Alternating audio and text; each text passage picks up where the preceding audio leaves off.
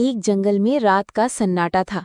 अचानक ठंडी हवा चलने लगी, मगर वो आम हवा नहीं थी। इसमें एक सुर्ख रंग का धुआं घुल रहा था, जो देखने में बिल्कुल खून जैसा लग रहा था। जंगल के जानवर सब डर गए। अचानक एक जोरदार हवाओं का तूफान आया और उसके बीचों बीच एक पुरस्कार भेड़िया नमूदार हुआ। उसकी आंखें सुर्ख थीं, जैसे उनमें खून भरा हो।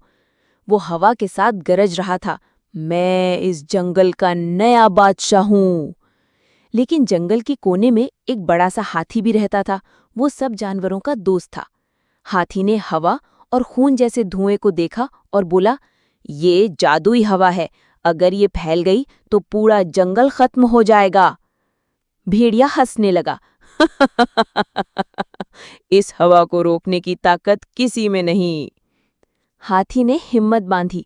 वो अपनी जोरदार सूंड से धुएं को उड़ाने लगा, लेकिन हर बार जब वो धुआं हटाता, भेड़िया और ताकतवर हो जाता।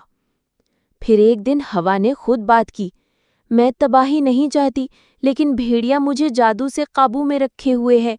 अगर तुम सब मिलकर दोस्ती दिखाओ तो मेरा जादू टूट जाएगा। ये सुनकर हाथी ने जंगल के सब जानवरों को इकट्ठा किया।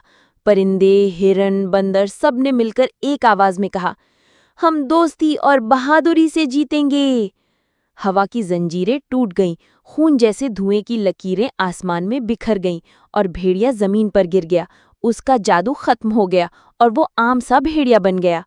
आखिर में हाथी ने कहा, ताकत खून और हवा से नहीं, बल्कि मोहब्बत और दोस्ती से बनती है। सब जानवर तालियां बजाकर खुशी मनाने लगे। जंगल में फिर से सुकून छा गया।